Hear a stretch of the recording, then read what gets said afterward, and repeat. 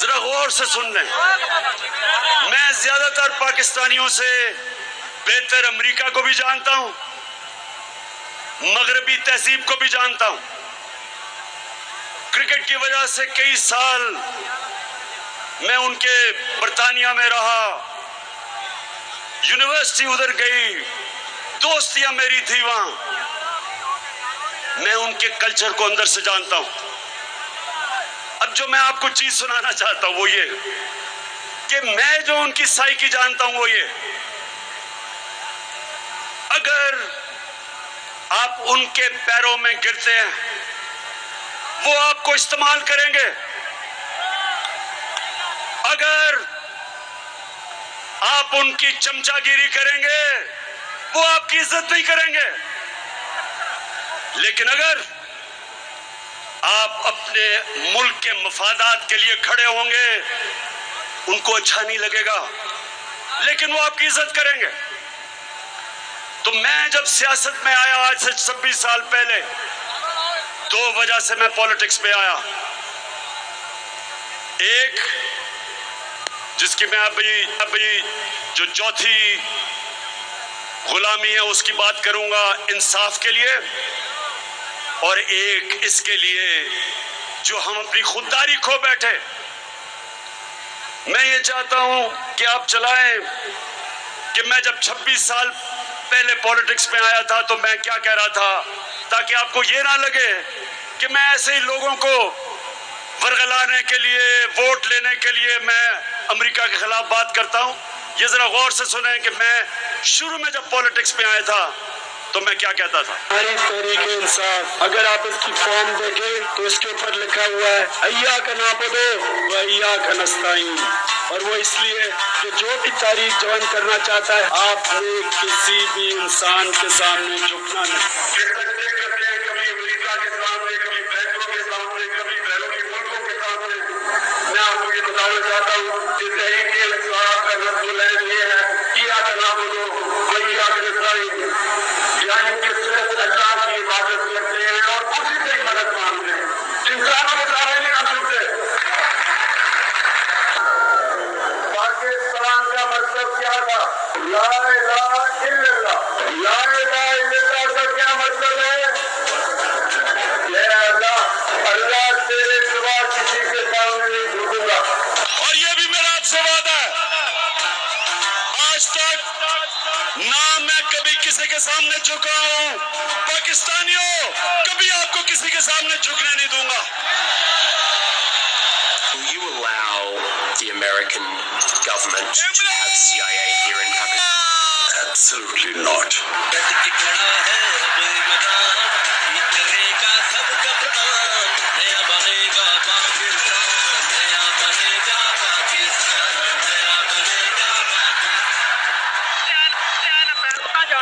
میں یہ میرے پاکستانیوں یہ آپ کو اس لیے بتا رہا ہوں کہ میں وہ پاکستانی تھا جس کو اللہ نے سب سے زیادہ شہرت دی،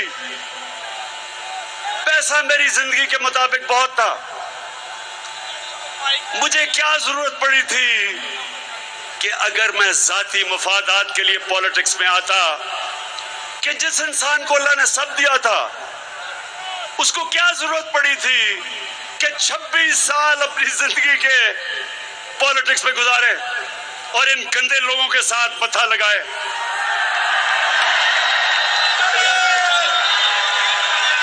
وہ اس لیے اور وہ اس لیے کہ پاکستانیوں، میرے ماں باپ جب میں بڑا ہو رہا تھا ہمیشہ میری ماں نے اور میرے باپ نے کہا کہ تمہیں اندازہ نہیں تم کتنے خوش قسمت ہو کہ تم ایک آزاد ملک میں پیدا ہوئے ہو۔ ہمارے سے پوچھو غلامی کیا تھی؟ انگریز کے آفس میں جاتے تھے تو عام جو اس وقت انڈینز تھے ان کے لیے صرف چند انڈینز کو بیٹھنے کی اجازت تھی۔ انگریز کے آفس میں آپ کھڑے رہتے تھے، उनकी कंटोनमेंट थी, उनके क्लब थे, वहां कहीं ऐसे लिखा हुआ था कि इंडियंस और कुत्तों को इजाजत नहीं। ये होती है गुलामी। तो मैं बचपन से इस चीज का मुझे एहसास था और मैंने अपने मुल्क में एहसास कमतरी देखी अंग्रेज की गुलामी की वजह से। और हमेशा जब मैं क्रिकेट की खेलों में जाता था तो हम वो टीम जो कोई मैच नहीं जीतती थी, क्रिकेट की ग्राउंडों के ऊपर आहिस्ता आहिस्ता एक वक्त आया कि हमने अंग्रेजों को भी हराया, दुनिया को हराया, वर्ल्ड चैंपियंस बन गए। और मुझे फख्र था इस चीज का कि मैंने अपने मुल्क को ऊपर लेके गया। लेकिन मुझे हमेशा अफसोस होता था कि जब मैं अपने हुक्मरान, कोई बाहर से गोरा आता था, उसके सामने हाथ बांध के खड़े हो जाते थे, शर्म आती थी मुझे। और जब 26 साल पहले पॉलिटिक्स में आया तो ये जो आप सुन रहे हैं, ये आज से नहीं मैं बातें कर रहा। मेरी मोटिवेशन थी कि अल्लाह तूने मुझे कभी मौका दिया तो मैं अपने मुल्क को पैर पे खड़ा करूंगा, एक खुददार कौम बनाऊंगा और कभी किसी के सामने नहीं झुकने दूंगा।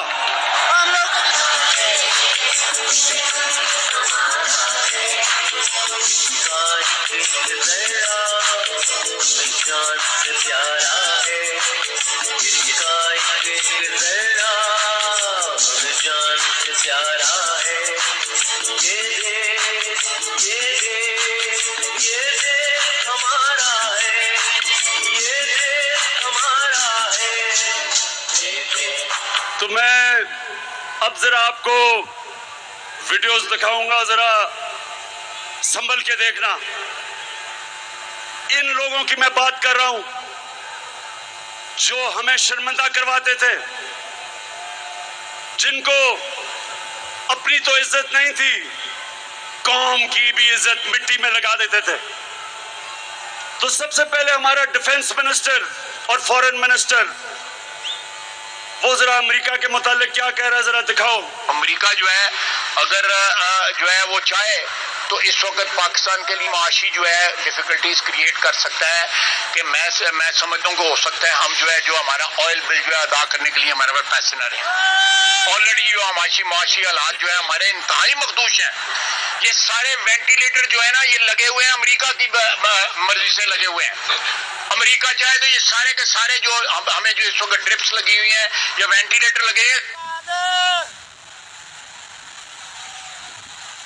पाकिस्तानियों, ये डिफेंस मिनिस्टर, फॉरेन मिनिस्टर ये कह रहा है कि अमेरिका ने हमें वेंटिलेटर पर रखा हुआ है, जब चाहे वो खींच दे और हम मर जाएंगे। हम लोग अंदर जा। मैं पहले तो इससे पूछता हूं कि ये इस नौबत पे लेके कौन आया? 30 साल तो तुम दो खानदान इस मुल्क के ऊपर हुकूमत कर रहे थे, वेंटिलेटर पे डाला किसने?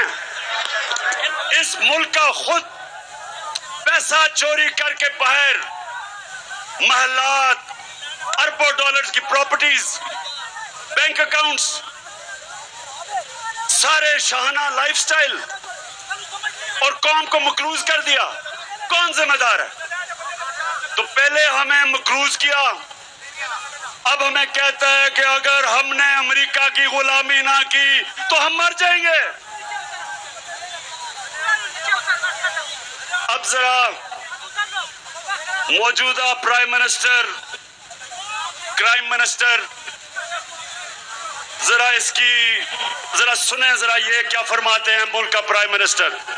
मैं सऊदी अरब से होके आया हूँ, मैं यूएई की होके आया हूँ और मैंने उन भाइयों को कहा कि आप हमारे बड़े अजीम भाई हैं, हमेशा आपने हमारी मदद की। और मैंने यही कहा जब मैं आया हूँ तो आप समझेंगे शायद ही मांगने आया, मैं मांगने नहीं आया लेकिन मजबूरी है। और जिस तरह माजी में 75 साल में आपने हमारा हाथ बटाया है, कुछ ऐसा आप हाथ बटा। मैंने कहा मैं वादा करता हूँ कि इंशाअल्लाह हम पूरी कौम हम मिलकर दिन रात मेहनत करेंगे, पसीना कराएंगे, अपने पाँव पे खड़े होंगे।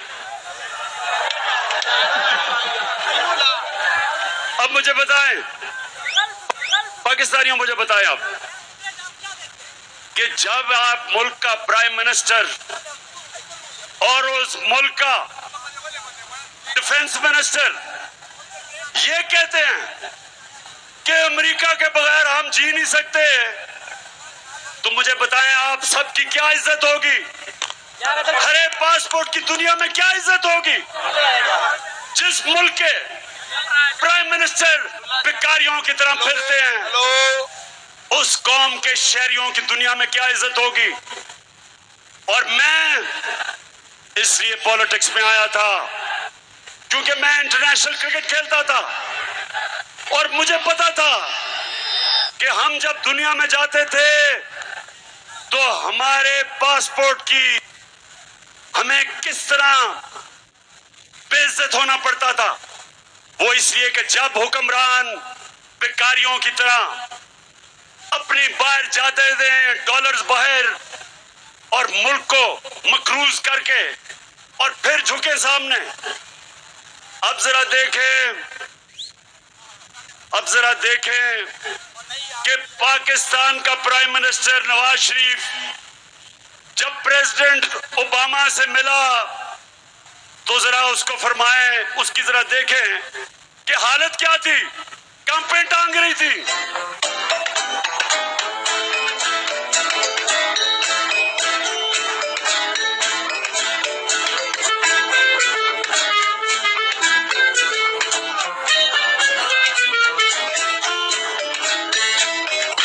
Once again, and look forward to welcoming you and Mr. Obama and Mrs. Obama in Pakistan.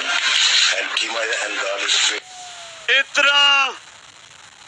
इतना घबराया हुआ था कि थैंक यू भी पढ़ के करना पड़ा, कहीं गलती ना हो जाए, आका नाराज ना हो जाए। तो पाकिस्तानियों, अब जरा मैं सिर्फ एक और आपको वीडियो दिखाना चाहता हूं, फिर से आप ये गलत फहमी में ना हो कि मैं आज ये बातें कर रहा हूं। ये मैं जब से पॉलिटिक्स में हूं ये बातें कर रहा हूं मेहर का। ये जरा देखें ग्राउंड रियलिटी के ऊपर, what do you think will happen? Mehar ground reality, अगर आप ग्राउंड रियलिटी पे चलना तो चुप करके गुलाम बन जाते हैं। अंग्रेजों से क्यों इतनी कोशिश की थी आजादी लेने के लिए? वो बेहतर, उससे कम से कम गवर्नेंस सिस्टम में से बेहतर था, हालात तो बेहतर थे, ट्रेनें चलती थी, यूनिवर्सिटीज बेहतर थी, तालीमी निजाम बेहतर था, लॉ एंड ऑर्डर बेहतर था, करप्शन नहीं थी। तो ये आजादी लेने की हमें जरूरत क्या थी? जमीनी काय करके हाथ खड़े करके कहें जी आपके हम गुलाम है, जो करना कर लें। आप फैसला कर ले, फिर क्या कहना है? या तो आप फैसला करें कि आप एक आजाद मुल्क की तरह रहना चाहते हैं, खुददार मुल्क, एक बाइज्जत मुल्क, या ये बेशर्मी की तरह जिल्लत उठानी पड़ती है, वहां से हर दूसरे दिन गोरा आके झाड़ा देके चला जाता है और घूम और करके जाता है कि और अपने लोगों को मारो। ये कोई जिंदगी है? मैं आपको ये बता दूं कि अगर आप इस जिंदगी से मुतमईन है तो आप, मैं ये जमीनी इकाई कबूल नहीं करता।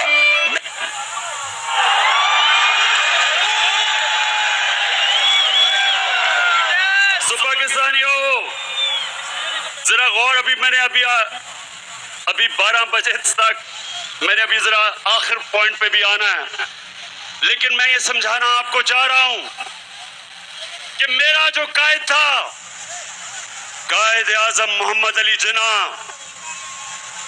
अपनी तारीख की किताबें पढ़ें, एक गुलाम हिंदुस्तान में एक आजाद लीडर था, उसके सारे मुखालिफ इज्जत करते थे, खुददार था, कभी किसी के सामने नहीं झुकता था। हम उसको लीडर मानते हैं। और हम पाकिस्तानियों, अब ये सुना, हमने कितनी भारी कीमत अदा की अमेरिका की गुलामी करके। मैं फिर से आज आपको कहता हूं कि मैं अमेरिका से दोस्ती कर रहा था, लेकिन मैं गुलामी करने के लिए तैयार नहीं था। मैंने प्रेसिडेंट ट्रंप से भाई बात सुनो, मेरे ताल्लुकात ठीक थे, क्योंकि वो वापस इज्जत देता था। जब मैं वॉशिंगटन गया, अपनी पाकिस्तानी कम्युनिटी अमेरिकन से पूछे कि जिस तरह का उसने प्रोटोकॉल मुझे दिया, कितने और पाकिस्तानी प्राइम मिनिस्टर्स को दिया पहले, क्योंकि वो इज्जत करते हैं उनकी, जो अपनी इज्जत करवाते हैं। میں جدھر ان سے مخالفت کرتا ہوں وہ یہ کہ انہوں نے دھمکی دی جنرل مشرف کو اور کہا کہ پاکستان کو امریکہ کی جنگ میں اگر شامل نہ کیا، آپ نے شرکت نہ کی تو پاکستان کو وہ تباہ کر دیں گے۔ بدقسمتی سے ہمارا لیڈر اس وقت جنرل مشرف گھٹنے ٹیک گیا اور پاکستانی قوم نے بہاری قربانی ادا کی اس کے لیے۔ جو امریکہ میں دہشت گردی ہوئی تھی نیو یارک میں 2500 امریکن مرا تھا، ان کی جنگ میں شرکت کر کے 80,000 پاکستانی قربان ہوا۔ دنیا کی تاریخ میں پہلی دفعہ غلامی کی یہ انتہا تھی کہ جنگ ان کی لڑ رہے ہیں، ہمارے فوجی قربانیاں دے رہے ہیں، ہمارے شہری قربانیاں دے رہے ہیں، اور ہمارے اوپر 400 ڈرون اٹیک کیے امریکہ نے۔ ڈرون اٹیک کا مطلب کہ دیہاتوں میں جا کے بمباری کر کے لوگ مارتے تھے۔ کون سا ملک اجازت دیتا ہے کہ کوئی اور ملک فیصلہ کرے کون سا پاکستان میں دہشت گرد ہے اور آ کے اس کو مار دے؟ ہمارا دہشت گرد الطاف حسین 30 سال سے بیٹھا ہوا ہے برطانیہ میں، ہزاروں لوگ مروائے اس نے۔ کیا برطانیہ پاکستان کو اجازت دے گا کہ ہم الطاف حسین کے اوپر ڈرون اٹیک کریں؟ وہ نہیں کریں گے۔ وہ کہیں گے یہ ہمارے قانون کے خلاف ہے، عدالت میں جا کے ثابت کرو کہ وہ دہشت گرد ہے۔ تو ہمارے ملک میں آپ فیصلہ کر کے جس کو مرضی 400 ڈرون اٹیک کیے، ایک مدرسے کے اوپر ڈرون اٹیک کر کے 60 بچوں کو مار دیا، اور یہاں چوہے بیٹھے ہوئے تھے، کسی کی جرات نہیں تھی امریکہ کو کہے کہ تم ظلم کر رہے ہو۔ ایک تحریک انصاف نے ڈرون اٹیکس کے خلاف دھرنے دیے، باقی یہ جو نواز شریف اور آصف زرداری، ان کے منہ سے چوں نہیں نکلتی تھی کیونکہ ان کے اربوں ڈالر باہر پڑے ہوئے تھے اور یہ ڈرتے تھے کہ کبھی بھی ان کا پیسہ ضبط کر سکتے ہیں۔ یہ پیسے کی پوجا کرنے والے ہمارے ملک میں ظلم ہوا، انہوں نے ظلم ہونے دیا، ہمیں ٹیشو پیپر کی طرح استعمال ہونے دیا۔ میں اینٹی امریکن نہیں ہوں، لیکن میں اپنے لوگوں کے مفادات کے اوپر کسی قسم کی کمپرومائز نہیں کرنے کے لیے تیار۔ پھر ذرا سنیں،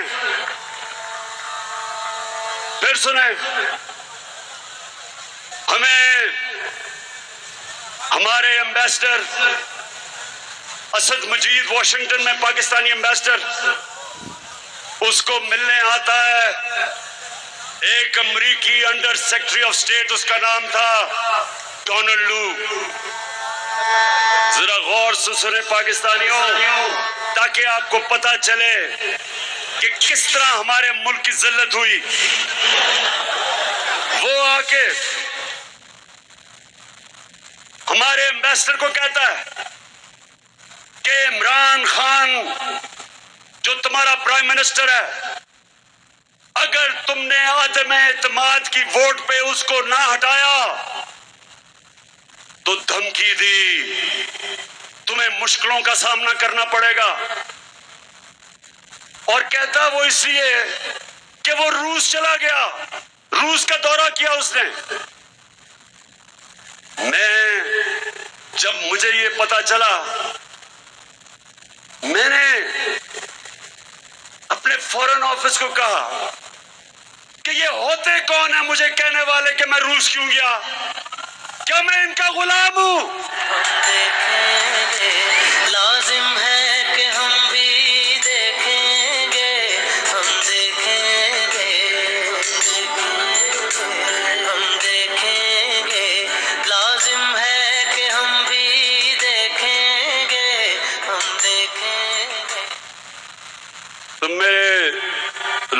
के पास शऊर शहरियों, थक तो नहीं गए? ये आजादी की जश्न की राहत है। अभी मैंने आपको बताना है कि मैंने आपके साथ मिलके, आपने मेरे साथ मिलके इस मुल्क में हकीकी आजादी कैसे छीननी है। तो धमकी देता है कि जी रूस क्यों चला गया? मैं रूस इसलिए गया कि मेरे लोगों का फायदा था उसमें। मैं चाहता था कि मेरे लोगों को सस्ता तेल मिले। जो हिंदुस्तान रूस से 40% कम कीमत पे तेल ले रहा है, मैं चाहता था कि हमने जो 20 लाख टन गंदम खरीदनी है, हम रूस से सस्ते दाम पे लें। उनके सदर पुतिन से मैंने बात की थी, वो तैयार थे हमारी मदद करने के लिए। हमने गैस लेनी थी आगे जाके रूस से,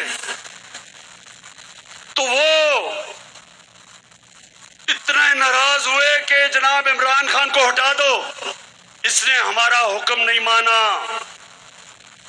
अब मैं आपको दो मुल्कों के फॉरेन मिनिस्टर्स दिखाना चाहता हूं।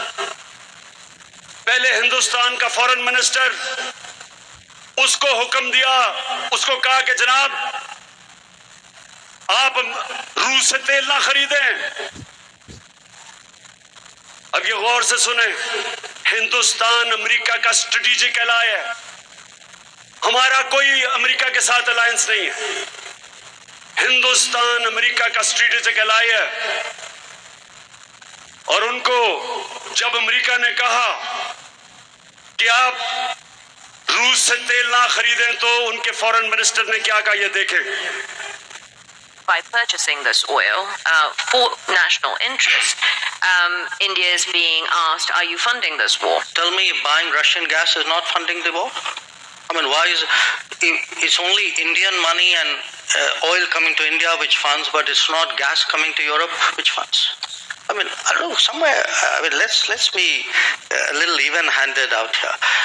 If countries in Europe and the West and the United States are so concerned, why don't they allow Iranian oil to come into the market? Why don't they allow Venezuelan oil to come into the market? I mean, they've squeezed every other source of oil we have. And then say, okay guys, you must not go into the market and get the best deal for your people. सुना? मैं जिनको समझ नहीं आए मैं समझाऊं। ये foreign minister को उन्होंने कहा कि रूस से तेल ना खरीदो। उसने आगे से कहा, तुम कौन होते हो मैं कहने वाले? यूरोप खरीद रहे तेल उनसे, हमारे लोगों की जरूरत है, हम खरीदेंगे। ये होता है आजाद मुल्क। हमारे जब इनको ये जो इंपोर्टेड हुकूमत ये जब आई, तो हमने उनसे बात कर ली थी रूसियों से सस्ता तेल खरीदने की, लेकिन इनकी हिम्मत नहीं थी। यहां तेल की, पेट्रोल डीजल की कीमत उस्मानों पे, जुर्रत नहीं थी कि कहें जी हमारे लोगों के लिए महंगाई है, गुर्बत की लकीर के नीचे जा रहे हैं लोग। और अब साउथ अफ्रीका को सुने कि साउथ अफ्रीका को अमेरिका का, ये सुन ले, अमेरिका का फॉरेन मिनिस्टर बैठा हुआ है, उसके सामने साउथ अफ्रीका की फॉरेन मिनिस्टर क्या कहती है? When we believe in freedom, as I'm saying, it's freedom for everybody. You can't say because Africa is doing this, you will then be punished by the United States. So that's been a disappointing passage of legislation by one house, and we hope the other house will not agree to such offensive legislation. And one thing I definitely dislike is being told either you choose this or else. I definitely will not be bullied in that way. No. सुन लिया? उनकी foreign minister कहती कि हमें ना dictation दो कि हम क्या कर सकते हैं क्या नहीं कर सकते। तो अगर वो हिंदुस्तान जो हमारे साथ आजाद हुआ था, उनमें इतनी खुददारी है कि वो अपने लोगों के मफादात के मुताबिक अपनी फॉरेन पॉलिसी बनाते हैं, तो ये हमारे कौन आ गए हैं कि जो उनके पैरों में लेटे हुए हैं? کہتے ہیں ہم وینٹیلیٹر پہ ہیں, وہ اگلا کہتا ہے بیگرز آر ناٹ چوزرز. تو میں آج پاکستانیوں اس غلامی کے خلاف ہوں. میں آج واضح کر دوں کہ میں اس قوم کو کبھی کسی کی غلامی نہیں کرنے دوں گا. میں اپنی قوم کو اکٹھا کروں گا. ہم بحیثیت قوم مل کے اپنے قرضے اتاریں گے. ہم بحیثیت قوم مل کے اپنے پیر پہ کھڑے ہوں گے, مشکل وقت گزاریں گے. آزادی آسانی سے نہیں ملتی. آزادی کی جدوجہد میں قربانیاں دینی پڑتی ہیں. مجھے پتا ہے کہ میری قوم تیار ہے قربانیوں کے لیے, مجھے پتا ہے. لیکن اوپر وہ بیٹھے ہوئے ہیں جو پیسے کے غلام ہیں, اور حقیقی آزادی کی جدوجہد تب تک جاری رہے گی جب اس امپورٹڈ حکومت کو ہم فارغ نہیں کرتے اور الیکشن نہیں کرواتے. ہم مل کے اس ملک میں جدوجہد کریں گے.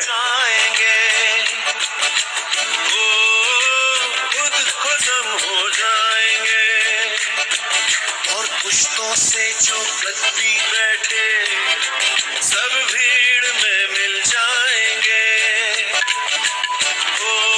سب بھیڑ میں مل جائیں گے. جو دور گئے تھے بھولے سے لوٹیں گے پھر وطن کو ایک شام. اور اب چوتھی غلامی. اب میرے پاکستانیوں یہ غور سے سنیں, یہ جو آخری غلامی جس کے لیے ہم نے حقیقی کی جنگ لڑنی ہے, حقیقی آزادی کی, یہ سب سے زیادہ ایک معاشرے میں تباہی مچاتی ہے. اور وہ کیا ہے؟ نبی صلی اللہ علیہ وسلم نے مدینہ کی ریاست میں ایک تو ذہنی طور پہ لوگوں کو آزاد کیا, اور دوسرا انہوں نے عدل اور انصاف دے کے انسانوں کو آزاد کیا. جانوروں کی بستیوں میں اور انسانوں کی بستیوں میں کیا فرق ہے؟ جانوروں کی بستیوں کے اندر جو طاقتور ہے وہ جو مرضی کرے, کمزور اپنی جان بچا کے پھرتا ہے. کمزور کی کوئی اہمیت نہیں, اس کے کوئی حقوق نہیں, وہ چھپتا پھرتا ہے. اور طاقتور جو مرضی کرنا چاہے کر سکتا ہے. اس کو کہتے ہیں جنگل کا قانون. انسانی معاشرہ انصاف پہ بنتا ہے. انصاف کا کیا مطلب ہے؟ کہ کمزور کو طاقتور سے قانون تحفظ دیتا ہے, جس کو انگریزی میں رول آف لا کہتے ہیں, جس کو ہم قانون کی حکمرانی کہتے ہیں. اس کے بغیر ایک معاشرے میں لوگ آزاد نہیں ہو سکتے. اب دیہاتوں میں نکل جائیں, بیچارہ کمزور آدمی وہ پھنسا ہوا ہے تھانے کچہری کی سیاست میں. اس کو ہر قسم کی, وہ ہر جگہ جا کے اس کا مشکل. طاقتور قانون توڑے, چوری کرے, ڈاکے مارے, اس کے پاس وسائل ہوتے ہیں, اس کو انصاف کا نظام نہیں پکڑ سکتا. نبی صلی اللہ علیہ وسلم نے مدینہ میں انصاف دے کے انسانوں کو آزاد کیا. حضرت علی رضی اللہ تعالی ایک یہودی شہری سے کیس ہار جاتے ہیں, خلیفہ وقت ہوتے ہیں, کیونکہ قاضی ان کے بیٹی کی گواہی نہیں قبول کرتا. آپ سوچیں کہ وہ کیا انصاف کا نظام ہوگا کہ عام شہری وقت کے حکمران سے کیس جیت سکتا ہے, اور وہ بھی ایک اقلیت وہ ملک کے حکمران سے کیس جیت سکتی ہے. یہ تھا انصاف کا نظام, اور وہ انصاف کے نظام کی وجہ سے لوگ آزاد ہو گئے. ایک بڑا فیمس واقعہ ایک شہزادہ طواف کر رہا تھا خانہ کعبہ کی، ایک غلام کا پیر آ گیا اس کے چوغے کے اوپر، اس نے اس کو مارا. غلام نے جا کے نبی صلی اللہ علیہ وسلم کو بتایا کہ میرے سے غلطی سے پیر آ گیا اور اس نے مجھے مارا. نبی صلی اللہ علیہ وسلم نے شہزادے کو بلایا اور غلام کو کہا کہ واپس مارو اس کو. کسی کو اجازت نہیں، کوئی قانون کے اوپر نہیں. میرے پاکستانیوں، اس طرح وہ آزاد ہوئے تھے، اس طرح وہ معاشرہ، دنیا میں آزاد لوگوں کا معاشرہ اوپر اٹھ گیا تھا. ہمارے ملک میں جب تک ہم لوگوں کو ان کے حقوق نہیں دیں گے، کمزور کو طاقتور سے تحفظ نہیں دیں گے، ہم لوگوں کو آزاد نہیں کر سکتے. یہ بدترین غلامی ہے. ہندوستان کی تاریخ، جو اوپر سے آتا تھا، جو بھی اٹیک کرتا تھا ہندوستان کو، وہ سیدھا پہنچتا تھا پانی پت. جدھر جا کے جنگ لڑی جاتی تھی پانی پت کی. کیوں؟ کیونکہ لوگ مقابلہ کرنے کے لیے تیار نہیں تھے، کیونکہ وہ غلام تھے. صرف آزاد معاشرے اپنی آزادی کے لیے لڑتے ہیں.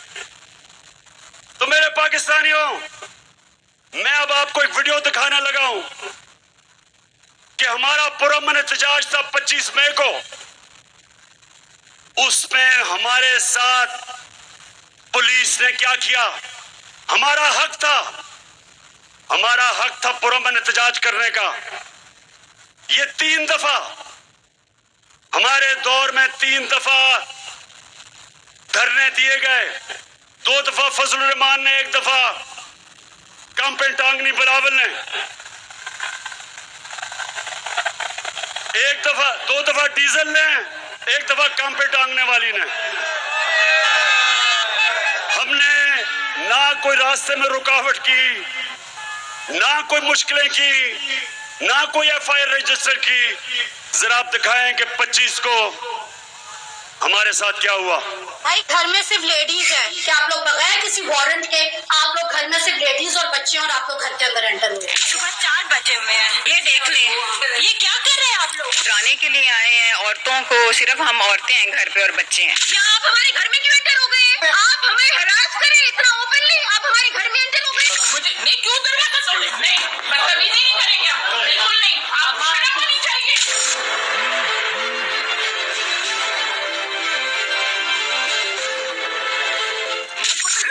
کہ 40 کے 40 مرد اور کنڈوں کی طرح گھروں کے اندر دروازے آپ کے گیٹ توڑ کے اندر گھس گئی ہے. ہم پہ بدتمیزی کی ہے، تشدد کی ہے.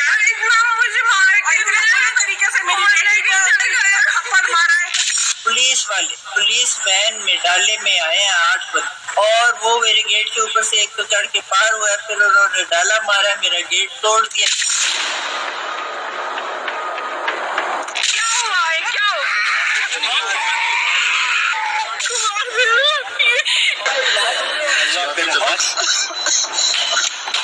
یار اس کو سانس نہیں آ رہے. پانی پی آنٹی، پانی پی. یہ ٹھیک ہو جائے گا. پانی پی آنٹی.